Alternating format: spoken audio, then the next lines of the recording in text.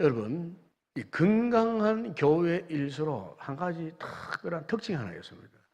그게 뭐냐면은 이 성도들 간에 특별한 친밀감이 있다는 겁니다. 친밀감. 이 친밀감이 있는 교회. 이 교회가 건강한 교회입니다. 우리가 매주일마다 만나잖아요. 뭐 주일만 만납니까?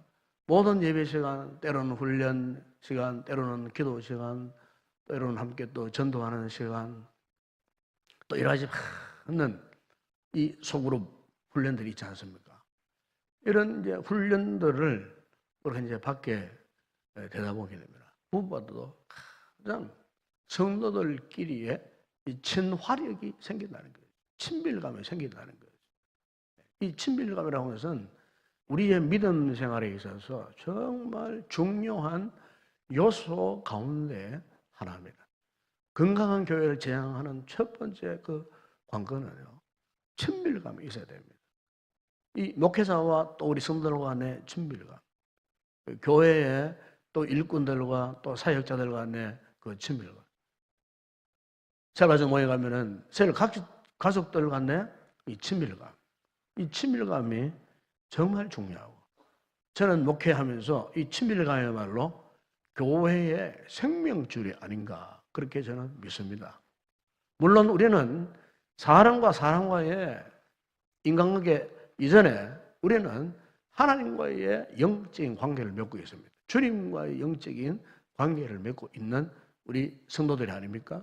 네. 그렇다면 주님과의 영적인 그런 참 진한 영적인 관계를 갖고 있듯이 함께 교회를 섬겨가는 우리끼리, 우리 성도들끼리, 오늘 우리 셀가족 또 전도회 회신제입니다만 우리 모든 이 셀 가족끼리의 이와 같은 친밀감을 더욱 돈독히 해야 우리가 참 건강한 교회로 이 시대적 사명을 감당하는 교회가 될 줄로 믿습니다.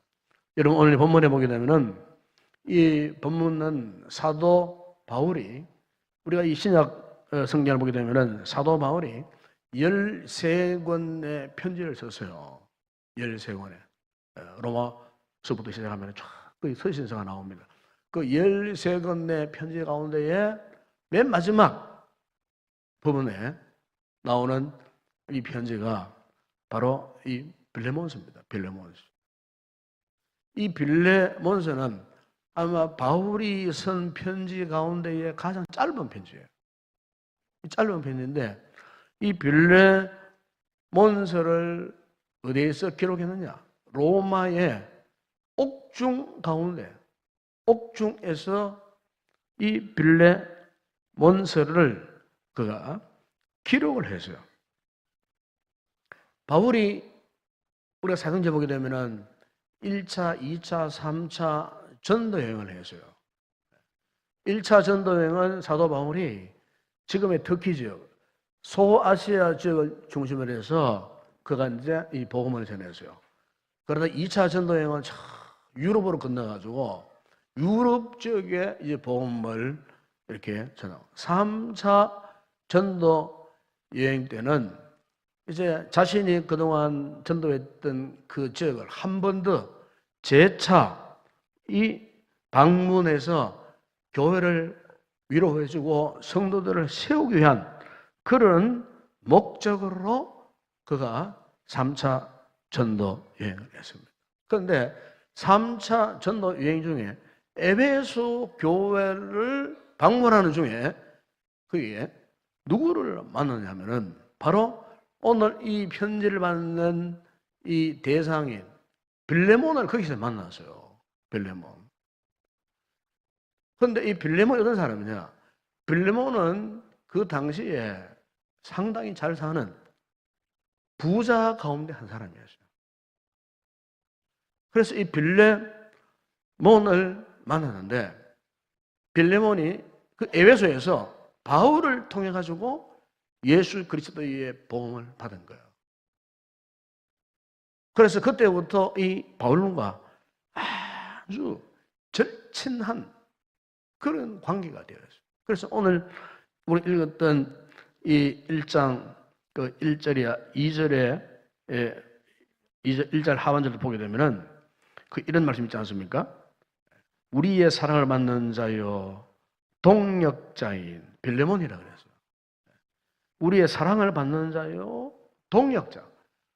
바울이 빌레몬을 향하여서 이렇게 동역자라고 할 정도로 바울과 이 빌레몬은 굉장한 절친한 그런 관계에 있었어요. 그리고 2절에 나오는 그의 자매 아비아 여자분이 소개되고 있는데 이제 이 학자들은 여기에 자매 아비아는 빌레몬의 아내가 아닌가 그 추정을 합니다. 빌레몬의 아내.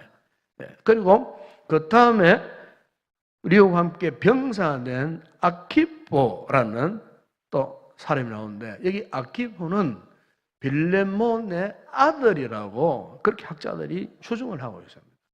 그래서 그 마지막에 이런 말씀하지 않습니까? 2절 하반절에 내 집에 있는 교회의 편지야. 우리 여기에서 알 수 있는 분위기가 어떤 분위기입니까? 사도 바울과 이 빌레몬 한 사람만 뿐 아니고 빌레몬에 속한 그 가족들 그리고 아마 이 빌레몬의 집이 교회로 예배 처소로 활용된 것 같아요. 예배 처소로. 우리가 바울이 이 복음을 전할 때 아주 특이한 점이 있어요. 바울이 가는 곳마다 복음을 전해가지고 복음을 받는 어떤 특정인의 집에서 기도처를 만들고 예배 처소를 만들고 그러자라는 그 사도행전에 나오는 루디아의 집도 마찬가지 아니십니까? 빌립보 그 팔레트 강변에서 여인들 틈에 있었던 그 루디아를 만났지 않습니까? 복음을 전해가지고 루디아가 예수 그리스도를 영접했을 때 루디아가 적극적으로 자신의 집을 기도처소로 예배처소로 그래서 그 예배처소가 오늘날 유럽 지역에 최초로 세워져요. 빌립보 교회 초석을 이루게 돼요. 브리스갈라 아굴라코도 마찬가지였어요. 복음 받을 때 그들의 집을 내어놓고 그들의 처소를 예배 장소로 만들었다. 오늘 여기에 이 빌레몬 역시 마찬가지였어요. 자기의 집을 예배의 처소로 내어놓을 정도로 참으로 너무너무 헌신적인 바울과의 뜨거운 동역자 관계를 이루고 있었다는 거예요. 자, 여러분, 교회가 건강하면 건강해질수록 이렇게 영적으로 아주 친밀한 관계를 유지하게 된다는 것이죠. 영적으로. 자기 가족뿐만 아니고 자기의 가정, 자기의 흔한 범사를 하나님의 나라를 위해서 내어놓을 수 있는 준비된 철저하게 헌신된 이와 같은 교회. 그 교회가 정말 건강한 교회가 아니겠습니까? 하나님 바로 이런 건강한 교회를 통해서 역사하시는데 오늘 세 가지를 좀 간단하게 말씀을 드리고 싶어요. 앞으로 우리 교회가 건강한 이 교회를 지향하고 이 비전을 보고 나아가려고 하면요. 저는 세 가지 키워드를 우리 성도들에게 드리고 싶어요. 첫 번째는 가족. 두 번째는 섬김. 그리고 세 번째는 교회의 목적이 뭡니까? 재생산이거든요. 첫 번째, 우리는 가족 같은 믿음 생활을 해야 됩니다. 가족 같은. 셀 가족이 잘 되고 행복 모임이 잘 되고 이 교회가 우리 교회가 참 이 시대에 이 보험에 있게 한 사명을 감당하기 위해서는 가족이 되어야 됩니다. 가족 같은 아니라 가족같이 함께 어우러지고 가족같이 서로 위로하고 가족 같은 그 마음, 가족의 뜨거운 애정, 이것을 우리가 갖고 있어야 되는 것이죠. 오늘 사도 바울이 빌레몬에게 이 편지를 쓰면서 사도 바울의 지금 느끼는 감정이 바로 이거였어요.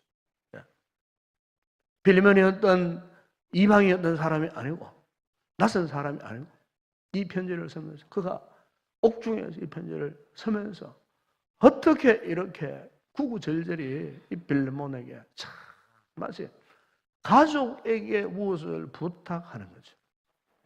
그래서 심지어 이런 부탁을 합니다. 이 면에서 보게 되면은 빌레몬 집이 이제 부자였으니까 그 당시에 로마 시대에는요, 이 부자들에게는 항상 그 가정에 이 종들이 많았습니다. 종들이, 노예들이 많았어요. 그런데 빌레몬에게도 그런 종이 있었어요. 그 종이 누구냐면 오네시모라는 종이었어요.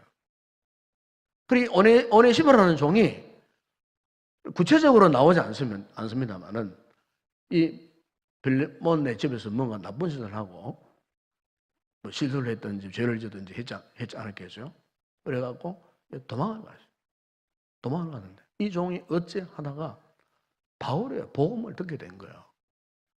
그래서 자초지종을 들어보니까 이 오네시모가 과거에 빌레몬의 집에 종으로 있다가 실수를 해서 이렇게 거기에서 도망쳐 나온 걸 알게 된 거예요. 그러면서 이 사도 바울이 빌레몬에게 권면을 합니다. 네가 예수 믿었으니까 빌레몬도 예수 믿는 그리스도이니까 우리 같은 그리스도인 아니냐. 그러니까 서로 화해해라. 네가 잘못했으면 다시 돌아가서 믿음 좋은 나의 동역자 빌레몬에게 내가 돌아가서 너의 실수를 인정하고 사과하고 용서를 구하고 그래서 다시 함께 그것이 하나님의 교회가 있으니까 믿음의 공동체를 이 사도 바울이 오네시모를 용서해 주라고 이 빌레몬에게 그것을 권면하는 장면을 우리가 거기에서 볼 수가 있습니다. 여기서 우리는 이 가족 관계가 어떤 것인가? 영적으로 한 몸 된 우리 교회가, 우리 성도들이 함께 가족된 모습이 어떤 모습인가? 이것을 여기서 알 수가 있습니다. 초대교회가요, 그토록 심한 비판, 참 여러 가지 영적인 압제를 많이 받았잖아요. 네? 그 당시에는 예수 믿는 것을 자유롭게 드러낼 수 없는 비판의 시대였어요.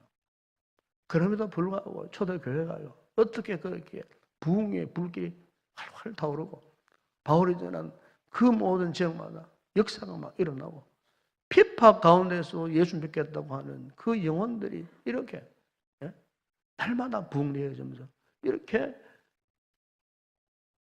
모여드는 그 이유가 어디 있었느냐 하면 바로 이것입니다.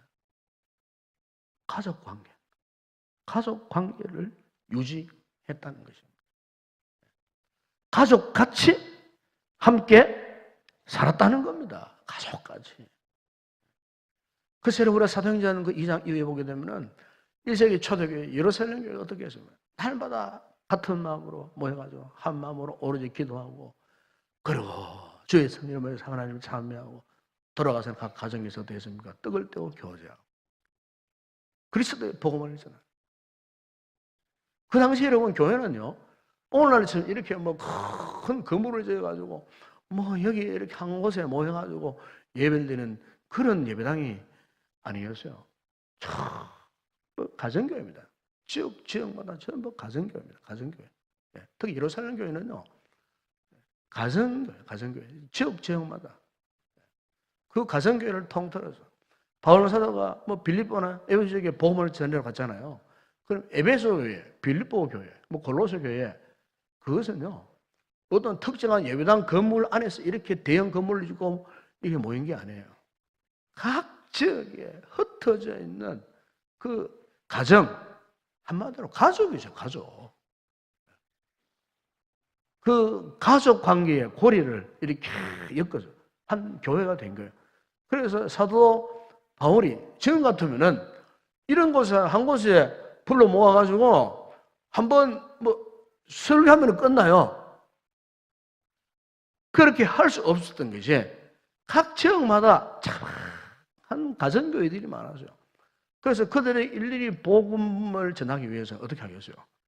바로 서신서, 편지처럼 메시지를 적은 거예요. 이 편지입니다, 편지. 편지 글이에요. 이 편지문을 작성해가지고 회람용으로 만드는 게 이 바울 서신서입니다. 바울 서신서. 만들어가지고 각 지역 교회에 A라는 지역에 A라는 성도 읽어보면 그 다음 지역에도 돌아가면서 읽고 이 편지를 돌아가면서 이렇게 누군가 전해진 이 편지를 함께 돌아가고 그러다 보면 초대교회는 참 작게 이 가정교회 형식이에요. 그러다 보니까 아주 절친한 관계가 될 수밖에 없어요. 여러분 우리 교회가 셀 이 가족 모임을 하고 있지 않습니까? 그런 의미가 있어요. 주중에 우리가 금요일 날 되면은 각 지역에 셀가족 모임을 하고 있잖아요. 셀가족 모임의 모토가 뭡니까? 상호 의존, 상호 책임지는 겁니다. 훈련 받으시면 다 아시지 않습니까? 상호 의존, 상호 책임. 왜요? 가족같이 상호 의존하고 상호 책임지는 관계가 없죠. 그렇죠? 누가 아파 보세요. 누가 어떤 문제에 염려해 보세요. 그러면요, 가족은요, 잠을 이룰 수 없어요. 내 가족 지체가 아파, 아이가 아파. 그러면요, 부모가 잠을 이룰 수 없어요. 아버지가 지금 큰 위험 가운데 있어요. 그럼 자녀들이 염려 안 할 수 없어요. 이게 가족 관계입니다. 가족 관계. 여러분, 오늘 우리 교회가 건강한 교회가 되기 위해서는 이런 가족 의식, 가족 공동체 의식을 우리가 회복해야 할 줄로 믿습니다. 그 다음에 또 우리 교회가 이렇게 건강한 비전을 가진 교회 되기 위해서는요, 섬김을 잘 해야 됩니다. 섬김이 얼마나 중요한지 모릅니다. 이 섬김은 우리 셀 가족 모임이나 모든 소그룹의 비전이고 가치입니다. 섬김을 왜 해야 될까요? 저는 때때로 이런 걸 많이 경험합니다. 이 강단에서 목사가 설교를 많이 하지 않습니까? 얼마나 설교를 많이 합니까? 그런데 사실 이 설교를 하지만은 솔직히 이야기하면 여러분들 설교 듣고 오늘 이제 마치고 오후 현관 교회 문 밖에 나가면은 제목까지 다 잊어버립니다. 안 잊어버리는 분은 집에 가다 잊어버리고 그러다 안 잊어버리면 내일 오늘 하룻밤 자고 나면 내일 잊어버리고 조금 기억이 좋은 사람은 한 화요일까지는 기억하실라는가 모르겠어요. 수요일 되면은 설교 본문은 아예 기억도 못하고 제목조차도 기억을 못해요. 딱 기억하는 게 있죠. 뭐 좀 재미있는 이야기는 절대로 안 잊어버립니다. 무슨 말이냐면은 목회자 설교를 열심히 준다 열심히 합니다. 그런데 때로는 실망을 많이 해요. 이 설교를 듣고 변화되는 사람은요 드물어요. 정말 그래요. 자, 제자 훈련을 합니다. 제자 훈련에 나와서 훈련 받고 정말로 변화된 사람은 좀 힘이 들어요. 드물어요. 이렇게 말하면 목사님 그런 뭐 때문에 설교하시고 뭐 때문에 제가 하시 그래도 해야 되는 거예요. 그런데 제가 무엇을 강조하기 위해서 이 말씀 드리냐면은 섬김을 잘하면요, 섬김을 주고 받는 데서 변화가 일어나더라고요. 놀랍도록 변화가 일어나요. 셀 가족 모임에서요, 셀 리더가 셀 가족을요 섬길 때 섬김 받는 그 지체가요 변화가 일어나요. 물론 그 모든 섬김은 훈련의 근간을 두고 있는 거죠. 훈련의 근간. 섬길 때 변화가 일어나요. 섬김을 받을 때 막 변화가 일어나요. 그래서 여러분, 섬김이라는 것이 그럼 중요하다는 겁니다, 여러분. 한 공동체를 이루고 한 영적 공동체 안에서 함께 우리가 선물 나갈 때 거기에 그동안에 들었던 말씀들, 은혜 받았던 말씀들, 훈련 받았던 말씀들 이런 것들이 폭발합니다. 폭발. 섬길 때. 무슨 말씀드린 설교가 들을 필요 없고 훈련받을 필요도 없고 하네요. 그게 다 듣고 잊어버리지만은 섬길 때, 성도와 성도끼리 함께 섬겨 나갈 때, 그 들었던 말씀들, 훈련받았던 말씀들 이런 것들이 폭발을 하면서 거기 힘이 생기면서 그 섬김을 바탕으로 그 헌신을 통해하고 한 영혼에게 너무 변화가 일어나는 것을 저는 보게 됩니다. 이것은 목회자가 일일이 할 수 없는 사역 아니겠어요? 그래서 저는 항상 그런 말씀 안 합니까? 우리의 셀 리더들이, 부리들이 있는데 특별히 셀 리더는요, 저는 그렇게 생각합니다. 이 목회에 정말 중요한 동역자. 목양에 있어서 정말 중요한 동역자. 목사가 일일이 여러분 셀 가족을 찾아가 셀 모임을 가가지고 일일이 그렇게 못하잖아요. 훈련받은 우리 셀 리더들이 각자의 셀로 돌아가서 그 셀 가족들에게 훈련받은 대로 섬김을 할 때 변화가 배가가 되더라 그 말입니다. 아멘?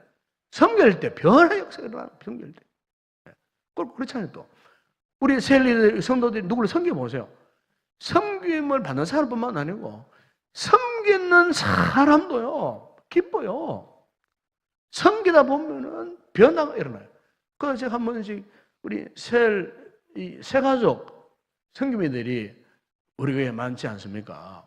근데 한 번은 집사님이 이런 말씀을 하더라고요. 목사님, 그분 교회에 오신 지 얼마 안 되는 분이었어요. 그런데 이제 훈련받고 새 가족 섬김으로 한 분을 맡았어요. 맡았는데 새 가족을 섬기다 보니까 제가 많은 것을 배우고 많은 도전을 받고 그리고 나에게 많은 변화가 왔다는 그런 고백을 하시더라고요.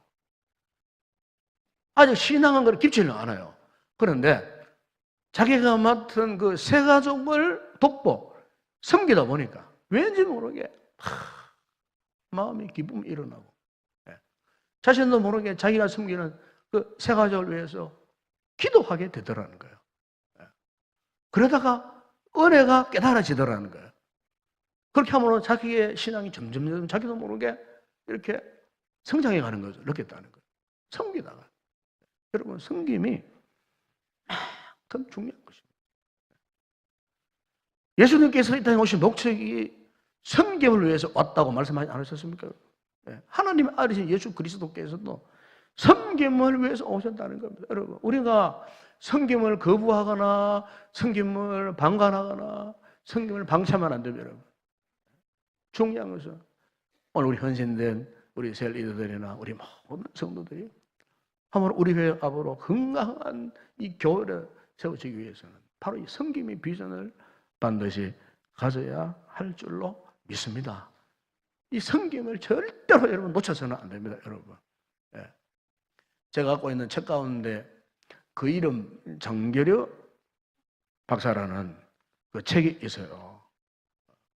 책이 있는데 참 이분은 6.25 때 이렇게 이제 홀로 내려오셔가지고 뭐 가족은 북한에 다 있고 혼자 독신으로 마지막 돌아가실 때까지 재혼도 않고 이제 살았던 분입니다. 이분이 이제 여기 남한에 와가지고 참 한 일이 뭐냐면은 청십자 이 병원을 설립했어요. 그 당시에 참 50년대는 정말 열악했습니다. 의료 시설. 지금은 뭐 이렇게 의료가 이렇게 분업화돼 가지고 아주 전문적으로 조직적으로 진료나 치료가 이루어지지만 옛날에 그런 게 없었어요. 특히 이 서민들은 아프면은 병원에 못 가세요. 그때는 병원비가 너무 비쌌어요. 아시겠지만은 그때는 의학 분업 전이기 때문에 좀 아프면 전부 다 약국으로 찾아가는 거예요. 약국 가서 뭐 약 좀 먹고 웬만한 병은 다 약국 가서 참관해가지고 병원을 치료하더라고요. 그러다 보니까 우리나라 사람들이 이제 이 약에 중독된 분들이 많아요. 약에 중독. 지나친 항생제도 먹고 이러다 보니까 자꾸 약에 중독돼가지고 이게 질병을 이렇게 더 키워갔던 그런 또 부작용이 있었습니다만 어쨌든 이런 시대에 이 장결유 박사님이 이제 청십자 병원을 설립했어요. 그러고 그 다음에 이제 그분이 점점 이 이 병원을 확장해서 이제 부산 보건병원을 이제 설립을 하고 이번에 이제 초대 원장으로 평생 보건병원 원장으로 계시다가 주님의 부르심을 받은 아주 훌륭한 분입니다. 이분의 신앙이 정말 독실했어요. 이번에 이제 일화 가운데 이런 게 있어요. 그 당시에 이제 시골에서 참 힘들고 어려운 이제 이 농부가 이제 병원에 치료를 받으러 온 거예요. 그 치료를 다 받는데 문제는 이제 이 병원비가 없는 거예요. 입원비를 줘야 돼. 입원비가 없는 거예요. 그러니까 이 병원에서 그렇지 않겠습니까? 입원비 정산하자면 퇴원을 안 시키는 거예요. 이게 이제 병원의 하나의 규칙이기 때문에. 그래서 이제 이 가난한 농부가 생각하다 못해갖고 이제 장기려 박사님을 찾아온 거예요. 문목가에서는 입원비를 내지 못했다고, 퇴원을 못하고, 저는 가난해서 일단 나를 퇴원을 시켜주시면 나중에 우리 밭에 채소 추수해가지고 그렇게 제가 갚아 드릴 테니까 저를 보내달라고. 농번기에 가서 제가 농사를 해야 됩니다. 농사를 해야 이 입원 치료가 나오는데. 그래서 이 가난한 농부가 이 장기려 박사님한테 사정을 하는 거예요. 그때 이제 이 장기려 박사님이 이 가난한 농부에게 이렇게 기회되고 이런 이야기를 했습니다. 밤에 제가 우리 병원 뒷문을 열어드릴 테니까 살짝 도망치세요. 이래 돼버린 거예요. 그래서 그날 밤 이제 이 농부가 그 말 믿고 병원 뒷문에 가보니까 문이 상 열려있어요. 그래서 도망쳐버린 거예요. 그 다음날 이제 원무과에서 난리가 났습니다. 병원비 안 내고 도망쳤는 환자가 있다. 원장이 보고 올라온 거예요. 그때 이 장기려 박사가 100호 6호 절에 환자는 사실 내가 도망치라고 문을 열어주었어. 그분은 한창 지금 바쁜 농사철인데 농사를 해야 될 분이었어. 그래서 내가 농사를 짓도록 그분을 뒷문으로 도망쳐 가게 했다고. 여러분, 이 말들은 이 원복과 이 직원들이 엄청난 감동을 받았다.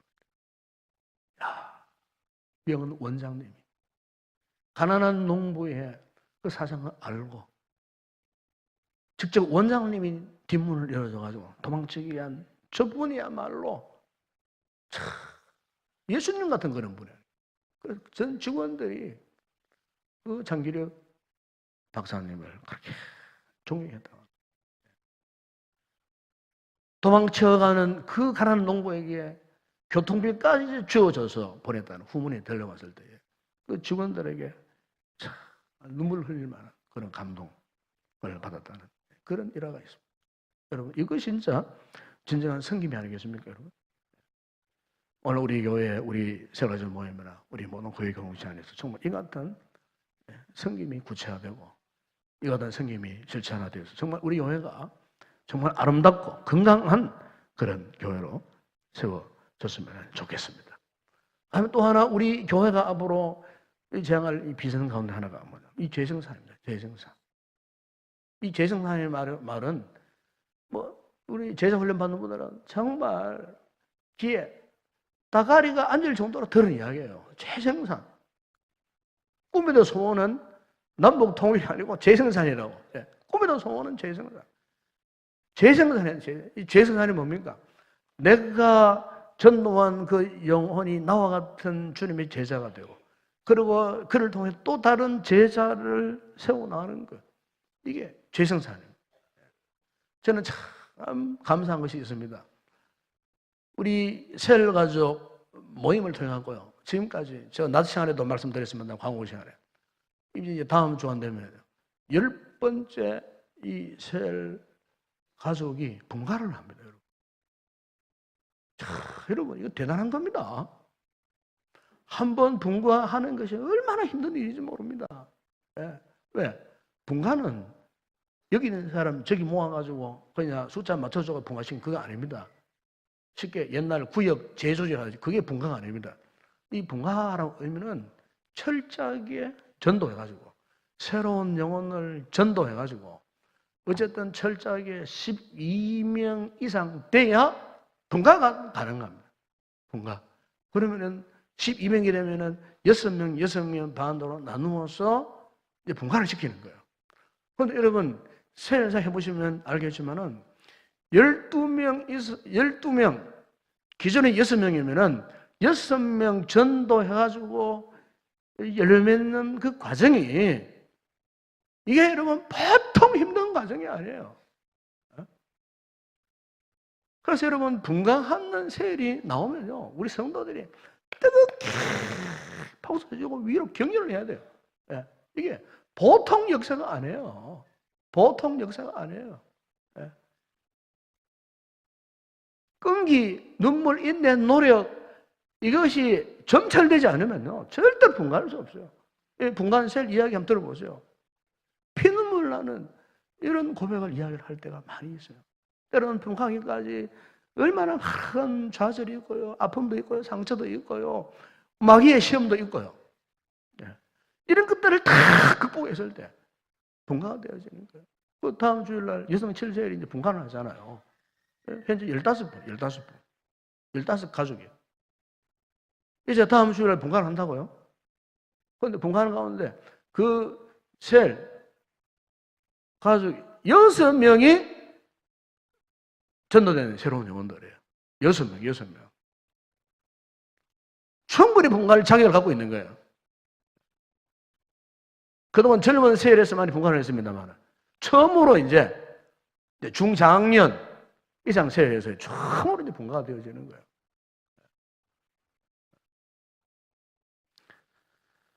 여러분, 재생산한다는 것이 얼마나 힘든 일인지 몰라요. 여러분, 중국 가면 중국에 모소라는 대나무가 있습니다. 대나무. 이 대나무를요, 심지 않습니까? 씨를 뿌리잖아요, 대나무 씨를. 뿌리면요, 이 도대체 이 대나무가 5년 동안 이게 자라질 않는 거예요. 우리 잘 아시다시피 이 대나무는 뭐 쭉쭉 자라는 것으로 알고 있잖아요. 높이 올라가는 것으로. 잘 크는 걸 알고 있잖아요. 그런데 모소라는 대나무는요, 이렇게 씨를 뿌려놓으면 이게 5년이 되도록 이게 싹이 안 보이는 거예요. 5년이 되도록. 그런데 5년이 딱 지나면요, 그때부터는 싹이 위죽 올라옵니다. 위죽 올라옵니다. 그리고 6주가 지나잖아요. 한 5, 6주 지나면, 한 2달쯤 지나면은 갑자기 이 대나무가 20m, 30m로 촉촉촉촉 뻗어올라가요. 그리고 근간이 뭐냐면은 5년 동안 그 땅 밑에서 이 모소라는 대나무냐, 거기에서 뿌리를 쭉 물이 내리는 거예요. 뿌리를 충분히 내리는 거예요. 그리고 5년 이후에 대나무가 20m, 30m까지 올라갔을 때에 이 대나무가 꺾이지 않도록, 넘어지지 않도록 그 지면에 튼튼한 뿌리를 내리는 거예요. 그래서 5년 이후에는 이 대나무가 그냥 쭉쭉쭉쭉 6주 만에 20m, 30m 그냥 지속고 자란다는 거예요. 여러분 상당한 어떤 의미 있는 이야기 아닙니까, 여러분? 여러분 우리가 우리 교회가 이렇게 세례 사역을 하고 새가족 전도를 위해서 행복 모임 또 새가족을 돌보는 성김이 사역들 정말 힘듭니다. 어렵습니다. 그러나 우리가 기억해야 할 것은 모소라는 대나무가 5년 동안 땅 밑에서 참 죽을 징후로 인내하고 뿌리를 내리고 했을 때에 그 이후에 자라나는 것처럼 오늘 우리의 모든 성도들이 이 같은 전도와 세례 사역에 인내와 끈기를 가지고 눈물로 씨를 뿌릴 때 하나님께서 반드시 때가 되면요 기쁨으로 단을 거두어드리는 재생산에 놀라운 역사가 일어날 줄로 믿습니다. 아버지 우리 교회가 더욱더 이 놀라운 건강한 교회의 비전을 가속하는 친밀감을 유지하시고, 그리고 어쨌든 섬김을 다하는 이런 교회가 되었으면 좋겠습니다. 그런 중에 복음을 전해서 재생산의 이 비전을 이루는 그런 아름다운 건강한 우리의 교회가 되시기를 주의 이름으로 축원합니다.